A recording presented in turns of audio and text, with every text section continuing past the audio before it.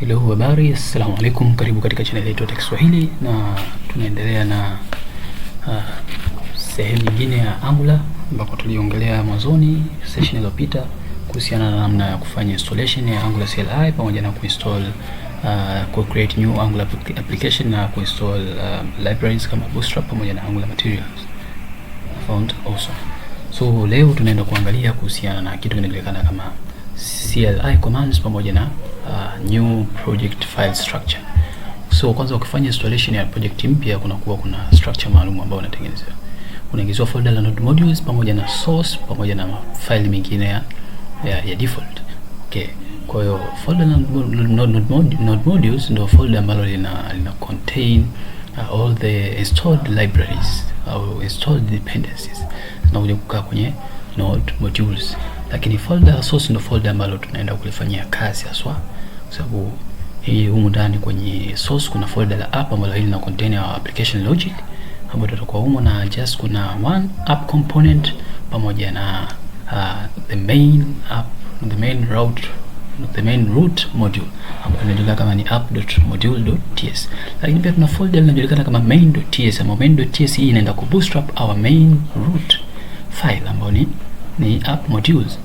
Kwa hiyo inaenda kuibootstrap app module ambayo ndo main root ambayo tunayo, na iko moja tu kwenye wakati initially iko moja wakati tuna create our project.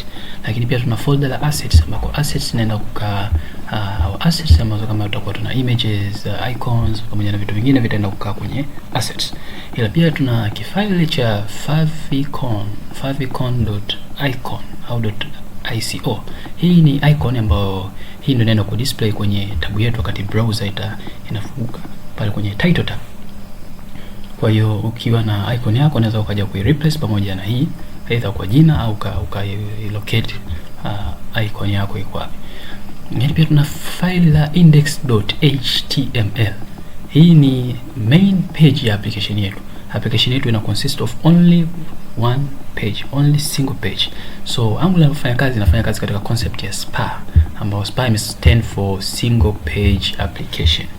Kwa tunakuwa na page moja tu, lakini tutakuwa tuna different components ambazo zitakuwa zina route kwenye page yetu.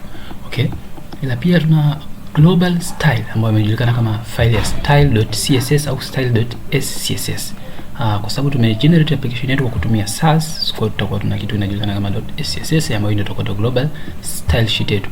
CSS yoyote tutakayoandika humu basi itakuwa globally defined our whole application. Okay? Lakini pia tuna folder la .gitignore humu zinaenda kukaa all our files and folders ambazo tutaki ziende kuwa stored au ziwe tracked wakati tunafanya versioning control au tunataka kuweka project zetu juu kwenye GitHub au GitLab. Kwa chochote ambacho tutaki include ndani ya .gitignore basi kitakuwa ignored kwenye git VCS tool. Lakini pia tuna file la angular.json ambako ndani kuna vitu vya defined ambako tulitumia mara kwanza kuingiza styles pamoja na scripts ambazo tunazo. Kuna some configuration ambazo zinafanyika huko ndani ya angular.json na sio file la kuguswa ovyo. Lakini tuna package log.json na tuna package.json. Hapa hii ndio ina define our dependency configurations ambazo zinabidi ziwepo ndani ya Angular application yetu. Hii ni package.json.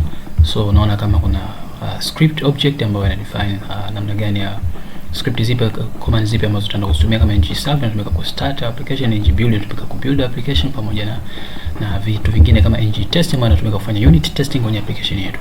Okay?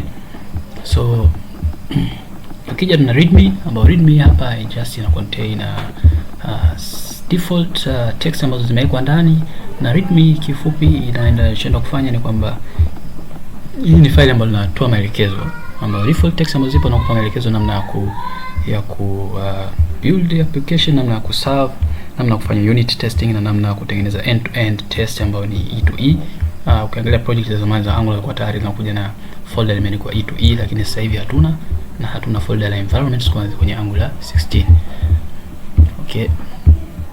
So ukija kwenye other files the TS configuration na TS spec configuration, hizi sio files ambazo za kuzipitia kwa sasa hivi. In the later sessions au modules tutakuja kugusia zaidi kuhusiana na vitu vingine. So for now just tuingie kwenye CLI commands. So njoo kwenye terminal, new terminal, fungua terminal yako. Okay, na kwenye application yetu tuna several CLI commands. Logic ni kwamba tukiandika commands ya Angular yote inaanzwa na ng. Hiyo ni command.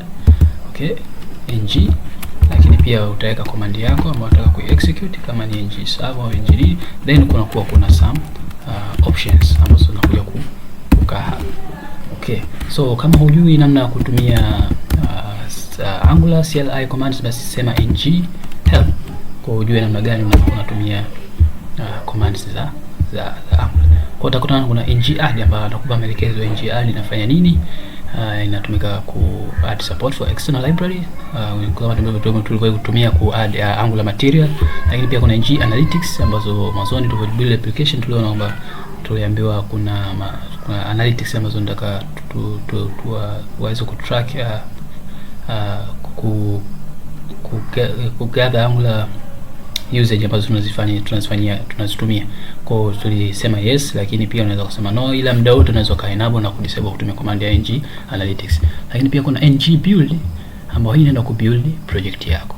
Ina compiles an Angular application or library into output directory ambayo inajulikana kama dist. Kwa ukibuild utatengeneza directory hapa ambayo inajulikana kama dist, kama itakuwa na output. Lakini pia kuna ng cache. Okay, na kuna ng new, na hii huku chini ambayo tumetumia kutengeneza new application yetu. Lakini pia tuna ng build ambayo tushaiangalia, na tuna ng generate ambayo tutaenda kuitumia sana. ng generate hii hapa tutaenda kuitumia sana kwenda kugenerate components, services na vitu vingine. Okay, lakini pia tuna ng serve ambayo pia tutaitumia more often. Hii hapa ng serve ambayo tunaenda ku serve our project, inaenda bina build pamoja na kuserve our project. Na ng test ambayo tunatumika kufanya unit testing pamoja na ng deploy. ng deploy hii hapa, so hii itatumika kudeploy Angular application.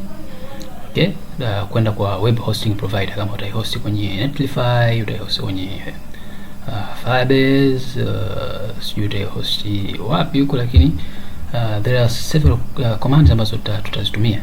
Okay, so for now naomba niishie hapo kwa upande wa Angular CLI pamoja na file structure, na tuweze kuendelea na modules nyingine. Asanteni kwa kuwa pamoja nami, na thank you, and let's wait for other upcoming lessons. Thank you.